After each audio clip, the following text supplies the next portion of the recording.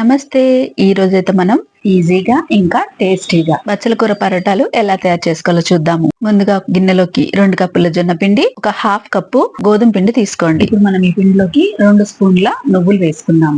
దాంతో పాటు రుచికి సరిపడా ఉప్పు, ఒక హాఫ్ టీ స్పూన్ జీలకర్ర, అలాగే ఒక పావు టీ స్పూన్ పసుపు, ఒక హాఫ్ టీ స్పూన్ అల్లం వెల్లుల్లి పేస్ట్ వేసుకోండి. సన్నగా కట్ చేసుకున్న బచ్చలాకు ఒక కప్పు, వీటితో పాటు సన్నగా కట్ చేసుకున్న కీరా ముక్కలు, అలాగే సన్నగా కట్ చేసుకున్న ఉల్లిపాయ కూడా వేసుకోవాలి. నేను ఇక్కడ కూరగాయ ముక్కలన్నీ కూడా 2 టేబుల్ స్పూన్లు తీసుకుంటున్నాను.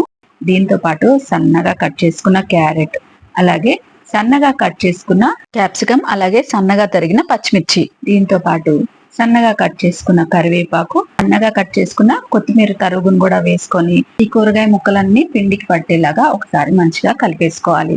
కొంచెం కొంచెం వేడి నీళ్లు పోసుకుంటూ ఈ పిండిని తడుపుకోవాలి. మరి వేడి నీళ్లు పోయాల్సిన అవసరం లేదండి, గోరువెచ్చని నీళ్లు పోస్తే సరిపోతుంది. ఇలా పిండి అంతా ఒకసారి కలిపేసుకొని ఇప్పుడు మనం చేతితోటి ఈ పిండిని ఒత్తుకోవాలి. ఈ పరోటాలు చాలా రుచిగా ఉంటాయండి. దీంతో పాటు మనం ఇంకా ఏ కర్రీ కూడా పెట్టుకోవాల్సిన అవసరం లేదు. పిండి అంతా ఇలా సాఫ్ట్ గా కలిపేసుకున్న తర్వాత కొంచెం కొంచెం పిండి ముద్దల్ని తీసుకొని ఇలా ఒత్తుకొని పక్కన పెట్టుకోండి. ఒక 3-4 ఒత్తి పెట్టుకున్న తర్వాత ఈ పిండి మీద మూత పెట్టేసి పక్కన పెట్టండి. ఇప్పుడు రొట్టెలు చేసుకునే పీట మీద పొడి జొన్న పిండి వేసుకొని ఒక పిండి ముద్ద తీసుకొని ఇలా ఒక్కసారి తట్టేసి ఎక్కువ ప్రెస్ చేయకుండా నిదానంగా పరోటాలు ఒత్తుకోవాలి. మరి పల్చగా కాకుండా కొంచెం మందంగానే ఒత్తండి. పరోటాకి రౌండ్ షేప్ ఇవ్వడం కోసం ఇలా అంచులు ఉన్న పళ్ళాన్ని తీసుకొని దీన్ని ఇలా గట్టిగా ప్రెస్ చేయండి.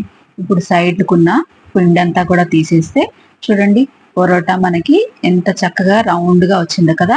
అలాగే నేను ఇక్కడ చూపిస్తున్నట్టుగా పరోటా ఇంత మందంగా ఉండాలి. ఇప్పుడు స్టవ్ మీద పెనం పెట్టుకొని స్టవ్ ని హై ఫ్లేమ్ లో పెట్టుకొని పెనాన్ని బాగా వేడి చేయండి. పెనం బాగా వేడైన తర్వాత పరోటాని వేసుకొని 2 వైపులా మంచిగా కాల్చుకోవాలి. ముందుగానే నెయ్యి గాని నూనె గాని ఏమీ వేయకుండా 2 వైపులా కాల్చండి.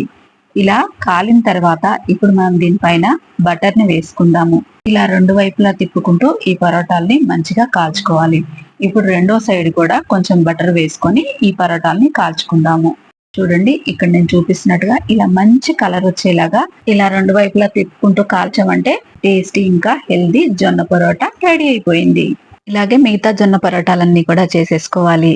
మీరు ఈ జొన్న పరోటాల్ని మధ్యాహ్నం చేసి పెట్టుకున్న సాయంత్రం వరకు కూడా చాలా మెత్తగా ఉంటాయి. ఎంతో మెత్తగా అలాగే ఎంతో రుచిగా ఉండే ఈ హెల్దీ బచ్చలాకు పరోటాలు గనక మీకు నచ్చినట్టయితే లైక్ చేయండి, షేర్ చేయండి, కామెంట్ చేయండి. ఇలాంటి మరిన్ని మంచి రెసిపీస్ కోసం నా ఛానల్ ని సబ్స్క్రైబ్ చేసుకోండి. మరో రెసిపీతో మళ్ళీ కలుసుకుందాం. నమస్తే.